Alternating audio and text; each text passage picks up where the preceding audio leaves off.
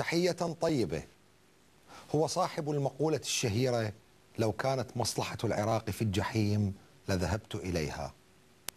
يتصف بآرائه الحادة والقاطعة، لا يتردد في توجيه ملاحظاته مهما كانت قوة الشخصية التي أمامه. مختلف عليه بين النخب كما بين الناس، من مناصرين إلى أبعد مدى إلى مختلفين معه. إنه النائب في البرلمان العراقي السيد مثال الآلوسي، أهلا ومرحبا بك. ومرحبا بكم، حياك الله يا أخي. أستاذ مثال، درجة العادة في برنامجي هذا أن أسأل ضيفي عن نسبة الصراحة التي سيحدثني بها، فما هي نسبة الصراحة التي سيتحدث بها اليوم مثال الآلوسي؟ إذا كان الإنسان لا يخاف إلا الله ويتباهى أن يكون مرتاح الضمير، لا أعتقد هناك خشية أن أتحدث في أي شيء، فأرجوك أن تذهب في الحديث في أي بعد تختار. نعم، أنت تقول لو كانت مصلحة العراق في الجحيم لذهبت إليها. أين مصلحة العراق في ذهابك إلى إسرائيل؟ أنا سعيد بهذا السؤال وأشكرك، خصوصا ونحن أمام حملة انتخابية والمواطن الحق أن يسمع، ونكرر الأجوبة. الأعداء الطبيعيين للدولة العراقية تاريخيا هي الجمهورية الإسلامية الإيرانية والولايات المتحدة الأمريكية. بسبب هذه الدولتين سالت دماء عراقية زكية وسال الكثير من الدماء. نعم. في الحرب العراقية الإيرانية مئات الآلاف من الضحايا والشهداء والأرامل، والبعض ما يريد حتى يعتبرهم الآن شهداء، فهم ضحية جديدة في معيار جديد. بسبب الولايات المتحدة الأمريكية التي أنا أدعو إلى التحالف معها خسرنا الكثير. في هذه الأيام وفي الأيام السابقة احتفلنا بميلاد جيشنا العزيز العظيم الكريم. نعم. رمز العزة والشرف العراقي 6 كانون. نعم. هل هذا هو الاحتفال اللي يمثل جيشنا مثل ما عرفناه؟ بالتأكيد لا. ومع هذا نشوف اكو إرادات سياسية، ونحن لا نعترض على هذا. إرادات سياسية تبحث عن مشتركات عراقية مع ألد أعداء العراق لإخراج العراق من زاوية خطرة، زاوية العزلة الإقليمية والدولية، وبالأحرى إخراج المجتمع مو الدولة. احنا بدنا ندور على مساحات للدولة. لا أرى أن ما تقوله له علاقة بالإجابة لحد الآن. لا بس صبرك علي. إسرائيل دولة موجودة في الشرق الأوسط. المقاومة العراقية الشريفة تأخذ مكانا لها من الأردن وسوريا وجمهورية مصر العربية ومن قطر. طبعا لا ننسى قطر، القاعدة الأمريكية الكبيرة، واللي سمو الأمير أمير قطر ما أعرف شو اسمه مع احترامي له زار إسرائيل، هو وزير خارجيته. المقاومة العراقية الشريفة هناك قاعدة، السيد عزة الدوري ومحمد يونس الأحمدي هناك قاعدين. طيب إذا كانت هذه الدول قامت بجريمة، فيش يسوون قاعدين هناك؟ وش يسوون سياسيين الآخرين من الأحزاب الإسلامية الشيعية والسنية على علاقات طيبة مع هذه الدول؟ وإذا كانت هذه الدول سارت بمسار مصالح الدول وشعوبها، فللعراق الحق أن يسير في هذا الاتجاه. لكن مثال آلوسي ذهب إلى مؤتمر مكافحة الإرهاب. أنا ما أعرف دولة بالعالم معنية بالإرهاب مثل شعبنا العراقي. قبل أيام بسيطة والدنيا قامت على رئيس الوزراء حتى تحضر مؤتمر ضد الإرهاب. طبعا هناك مؤتمر ضد الإرهاب، حضرت الدول العربية، حضرت الدول الإسلامية، حضرت الدول من هذه القارة وتلك، والحديث عن العراق. لاحظ وليسمع الجميع، الناخب العزيز والمسؤول السياسي، كل ما راح تطرح ورقة عراقية على أي طاولة في العالم علينا أن نكون موجودين. أتمنى أكثر أن نكون موجودين بأشكال مختلفة، حتى واحد يرفع واحد يكبس، حتى مصالحنا العراقية نطرحها بوضوح. نعم. سأذهب إلى كل مكان فيه مصلحة للعراق ويطرح الشيء للعراق. ألا تعتقد أن هذه الزيارة أضرت بالآلوسي أكثر مما نفعت وحشدت ضدك القوى السياسية؟ والله كنت أعلم علم اليقين أن مثل هذه الخطوة ستستغل من دعاة المقاومة الشريفة، وتستغل من دعاة يخشون الكلمة والرأي الحر، وتستغل هنا وهناك، وسائل فهم حتى من أهلي وأصحابي وأصدقائي. لكني واثق من شيء، المو حرامي ما يخاف من السلطان، فليش بنواجه شعبنا وليش بنحكي بصراحة؟ بعدين اكو حقيقة إسلامية، وأنا مسلم والحمد لله، وأؤمن بثلاثة أشياء: الحياة والموت بيد الله سبحانه وتعالى، ولذلك ما أخاف لا إرهاب ولا غير إرهاب. نعم.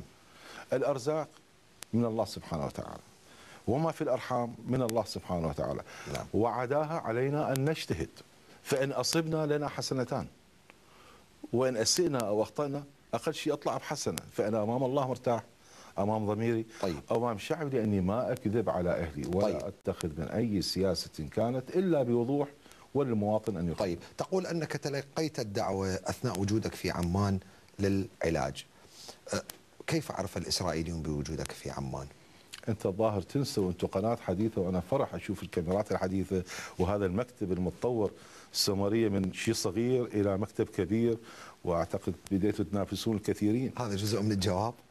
لان الانترنت، انا مرت جابك، الانترنت موجود في كل مكان. يعني انت الانترنت تاخذه بهونولولو، وتاخذه في قم، وتاخذه في النجف، وتاخذه في كربلاء، وتاخذه في السليمانيه، وحتى هذول الارهابيين ما عندهم انترنت، فاذا شبكه الانترنت بنقدر نستلم رسائل وبعدين كل سياسي يعني الا اذا هم الرجال ما يعرف شنو شغل السياسه، عليك ان تتابع الانترنت وتتابع بريدك، تجاوب على الرسائل، تجاوب على الرسائل الحكوميه، تجاوب على اصدقائك.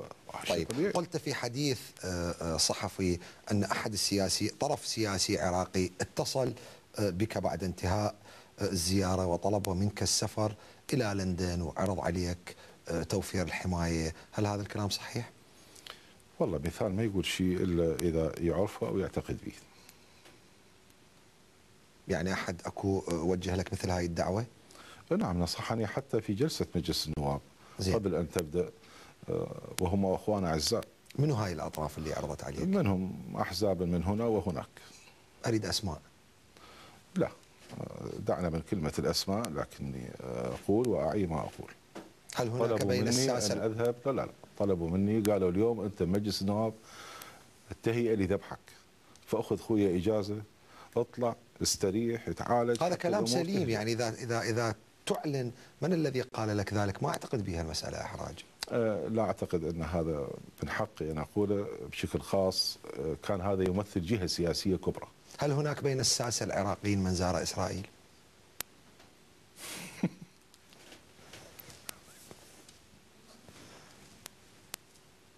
السؤال لا. يعني هذه إجابة أعتبرها؟ أنا لا يهمني من يزور وأين تزور.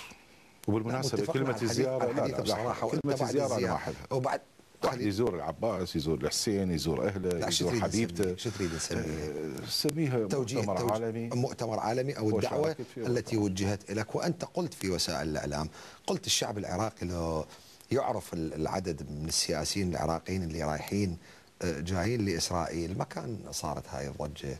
لا، أنا أتمنى أن يعرف، وأنا حريص أن يعرف. مين راح يعرف إذا أنت حضرتك ما تقبل أن تعلن أسماء؟ أنا حريص أن يعرف، وأقول لكل السياسيين اذهبوا أينما تشاءون. زين، أنا ما أريد أغادر هاي النقطة إلا تعطيني اسم. وقولوا أينما تشاءون وماذا تريدون، بشرط أن نكون أمام شعبنا واضحين وصادقين. المشكلة أخويا بالصدق، الشعب شو يريد منك؟